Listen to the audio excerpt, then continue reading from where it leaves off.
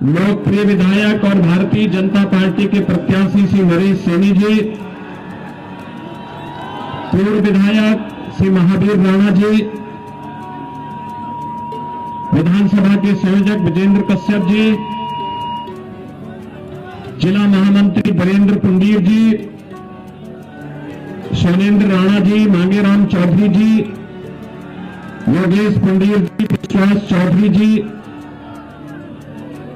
साहब सिंह पुंडीर जी, हंसराज गौतम जी, मुल्कराज सैनी जी, मंडल अध्यक्षगण और उपस्थित नौकुड़ यहां पर आज बेहड़ विधानसभा क्षेत्र से जुड़े हुए मेरे सभी भाइयों बहनों, आदिशक्ति मां भगवती शाकंभरी के इस पावन धाम को कोटि कोटि नमन करते हुए आप सभी बेहड़ विधानसभा क्षेत्र से जुड़े हुए भाइयों और बहनों का मैं बहुत बहुत अभिनंदन करता हूं। भाइयों बहनों, आज जब मैं यहां पर मां शाकंभरी के इस धाम पे आप सबसे अपील करने के लिए आया हूं, मैं इस अवसर पर अपने आप को अत्यंत गौरव की अनुभूति करता हूं, क्योंकि भाइयों बहनों, हम सब जानते हैं कि यहां की दशकों की मांग थी कि मां शाकंभरी के नाम पर कोई विश्वविद्यालय बनना चाहिए, और आज मैं आप सबको बधाई देता हूं। आपकी दशकों की मांग को आज पूरा करते हुए सहारनपुर में मां शाकंभरी के नाम पर हमारी सरकार ने एक विश्वविद्यालय दे दिया है। विश्वविद्यालय प्राप्त होने के लिए आप सभी को हृदय से बधाई, आप सबके प्रति मेरी शुभकामनाएं। अब भाइयों बहनों, जब 4 साल के बाद यहां से डिग्री मिलनी प्रारंभ हो जाएगी, तो सहारनपुर, मुजफ्फरनगर, शामली के हर नौजवान के डिग्री में मां शाकंभरी की फोटो भी होगी और मां शाकंभरी का नाम भी होगा। देश और दुनिया में जहां कहीं भी यहां का नौजवान जाएगा, तो भाइयों बहनों, वह मां शाकंभरी का नाम और मां शाकंभरी का आशीर्वाद अपने साथ लेकर के जाएगा। न केवल शाकंभरी मां के आशीर्वाद से अपने और अपने भविष्य को लेकर के, बल्कि अपने परिवार, अपने समाज, अपने प्रदेश और अपने देश के लिए उसके मन में जो तमन्ना होगी, उस तमन्ना के अनुरूप विकास कार्य को आगे बढ़ाने का कार्य भी करेगा।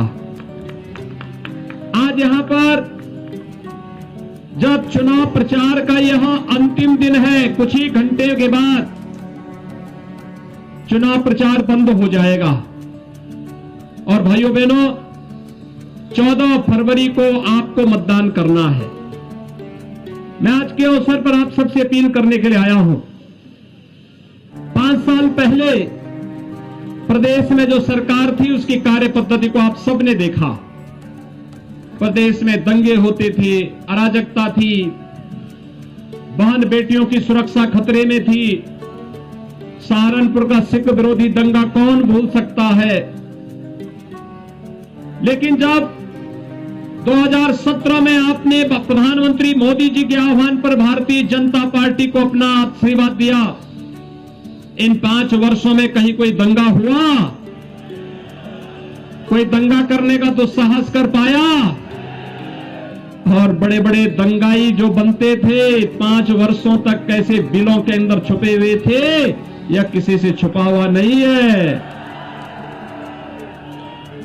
मैं आपसे यही कहने के लिए आया हूं, चुनाव की घोषणा के बाद 4.5 वर्ष तक जो लोग सरकार की धमक के सामने चुपचाप बिलों के अंदर छुप गए थे, एक बार फिर से वे बाहर निकल करके वो इंतजार कर रहे हैं कि उनको जैसे ही अवसर मिलेगा, वही दंगा, वही अराजकता, वही बेटियों की सुरक्षा और बहनों की सुरक्षा के लिए खतरा। लेकिन पहले चरण के मतदान के अवसर पर जनता जनार्दन ने साबित किया, माताओं बहनों ने तो इतना जोरदार तरीके से भारतीय जनता पार्टी को आशीर्वाद दिया है कि पहले चरण में हम करेंगे।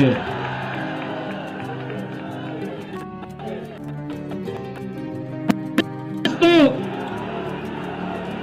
हमने सुरक्षा भी दी है और समृद्धि का मार्ग भी आपकी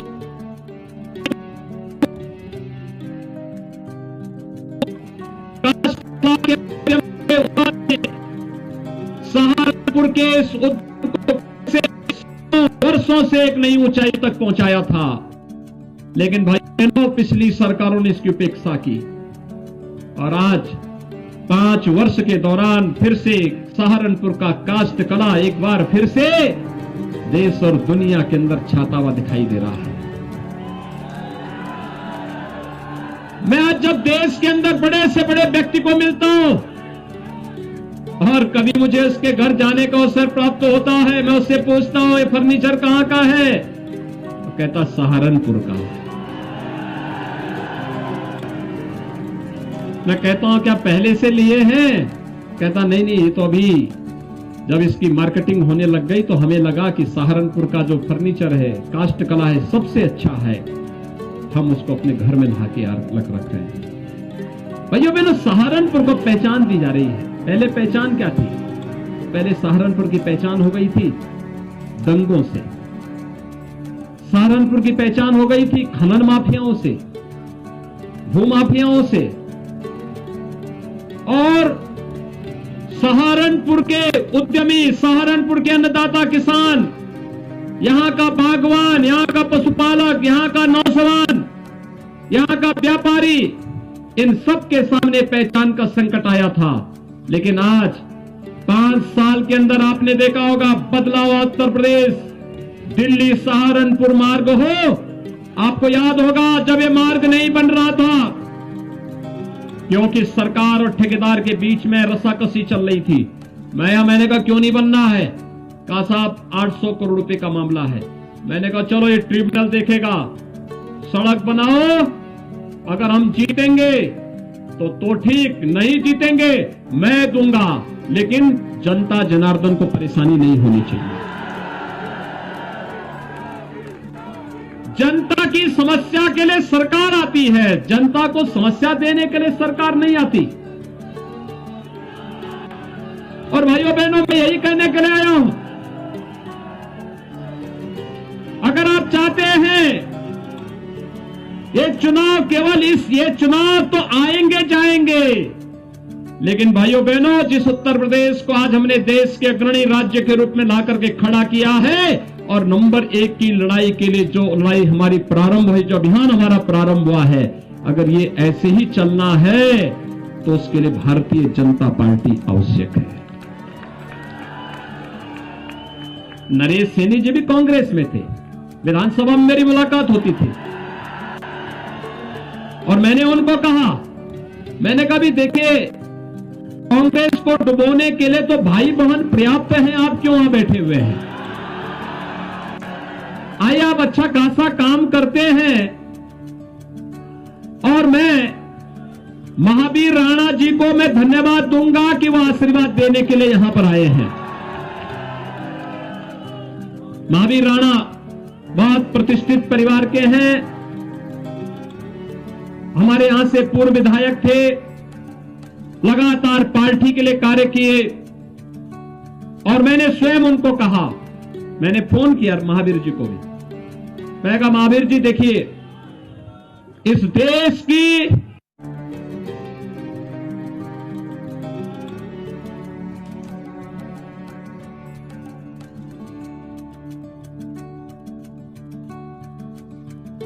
महाराणा प्रताप का नाम लेता है, तो मैंने कहा देखिए देश और धर्म की लड़ाई है, नरेश सैनी को आप हाथों हाथ लीजिए और आप चिंता मत करिए, आप पार्टी की सेवा करिए, ये देश की लड़ाई है और देश की लड़ाई के लिए एक ही धर्म होता है, वह राष्ट्र धर्म होता है।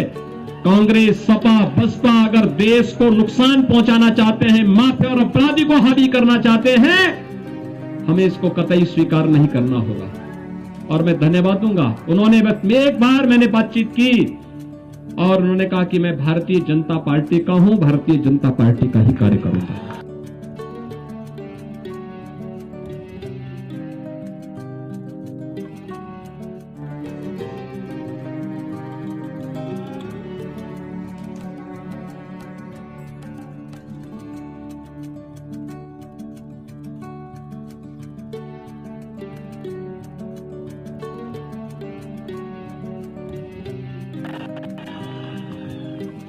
हम लोगों के लिए तो देश महत्वपूर्ण है और एक ही धर्म है, वह राष्ट्र धर्म है।